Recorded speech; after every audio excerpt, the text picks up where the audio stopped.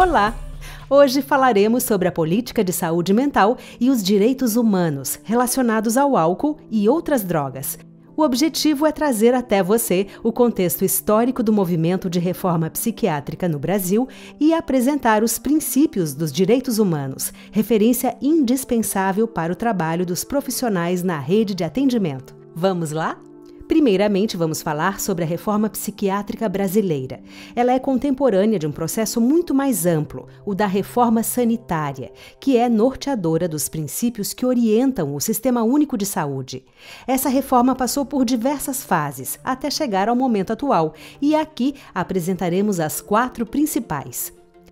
A primeira fase da reforma aconteceu no final dos anos 1970 e sua principal característica foi a crítica do asilo e da mercantilização da loucura. As denúncias sobre o tratamento dos pacientes eram gravíssimas e foram divulgadas inicialmente por jovens profissionais dos grandes hospitais psiquiátricos do Rio de Janeiro. Essa manifestação resultou em uma drástica reação do governo, que afastou todos os estudantes e profissionais no episódio que ficou conhecido como a Crise da Dinsan. O movimento de indignação pelas condições de tratamento ao paciente mental no Brasil foi se tornando cada vez mais forte, resultando em um Congresso Brasileiro de Trabalhadores de Saúde Mental. A segunda fase da reforma focou em 2 frentes: na transformação do sistema asilar e na ampliação da oferta de atendimento em saúde mental fora dos hospitais. O desafio naquele momento era denunciar a violência e ineficácia de um sistema assistencial hospitalocêntrico, que excluía do tratamento a maior parte da população e transformava a loucura em mercadoria. O movimento em defesa da reforma psiquiátrica passou a ter outro ator coletivo, que se denominou Movimento Nacional da Luta Antimanicomial, MNLA. A terceira fase da reforma foi marcada pela construção de uma política nacional de saúde mental. Nos anos 90, a redemocratização do país e a criação do SUS permitiram à reforma psiquiátrica desenvolver sua proposta de substituição do modelo hospitalocêntrico por uma rede de atenção psicossocial. O Ministério da Saúde criou, então, as primeiras regulamentações para serviços comunitários, chamados então de Centros de Atenção Psicossocial, CAPS, ou Núcleos de Atenção Psicossocial, NAPS. A fase atual do processo político da reforma inicia-se com a aprovação da Lei nº 10.216 em abril de 2001 e com a terceira Conferência Nacional de Saúde Mental, que foi um marco na consolidação do ideário da reforma. A partir desse momento, então, foram definidas as modalidades de CAPS e seu papel na organização da atenção psicossocial.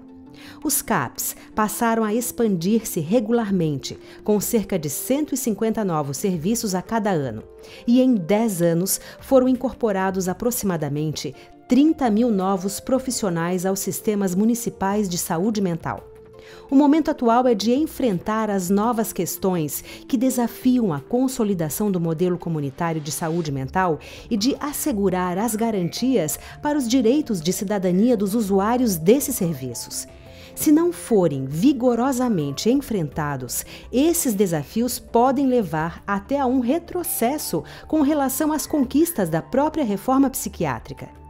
Para manter o foco no desenvolvimento e continuar a progredir, é necessário um pensamento fortemente fundado nos direitos humanos, relacionados à saúde mental e o uso de drogas.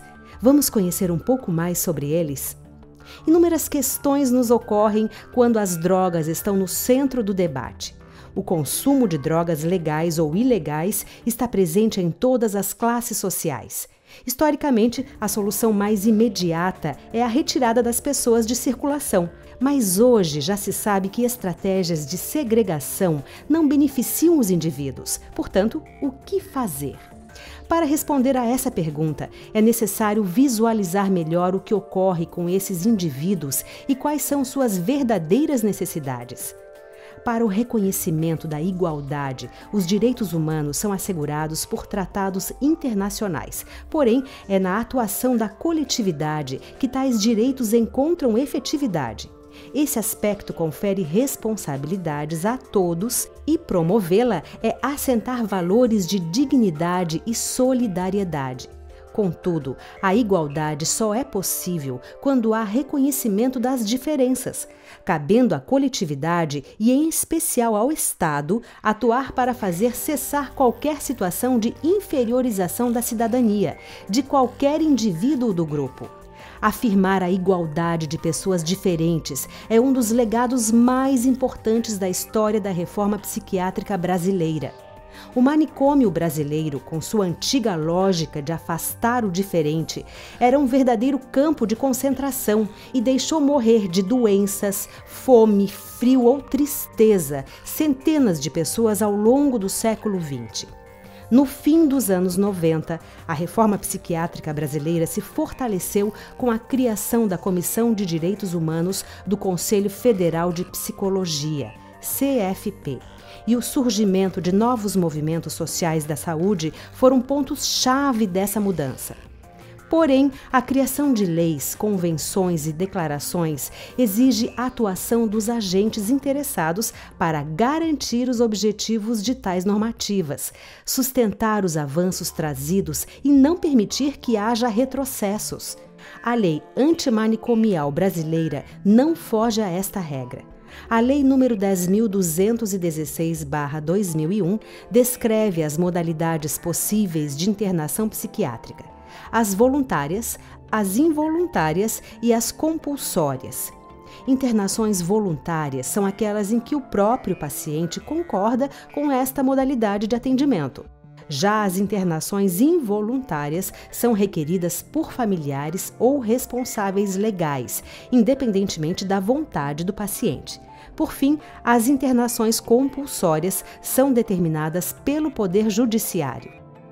Todas as situações devem ter recomendação médica, obedecer aos prazos e formatos adequados com os princípios da reforma psiquiátrica e seguir estritamente os requisitos legais. Contudo, é indicado que essas internações sejam feitas em hospitais gerais, afinal, são situações que requerem ampla assistência, não somente da área da saúde mental. Devem ter curta ou curtíssima duração, e o tratamento propriamente dito, se indicado, deve ocorrer passadas as situações de crise. No caso dos usuários de drogas legais ou ilegais, precisamos ficar atentos para não permitirmos que a eventual avaliação moral dessas pessoas ameace a afirmação de sua igualdade. Promover saúde na lógica dos direitos humanos significa ir além da lógica estritamente sanitária, muitas vezes centrada na superação da doença ou transtorno, para assumir a lógica da busca do bem-estar físico e social.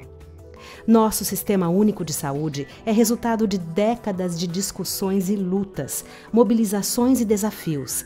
Ainda temos obstáculos a serem superados, mas numa perspectiva histórica, percebemos que os avanços são inegáveis.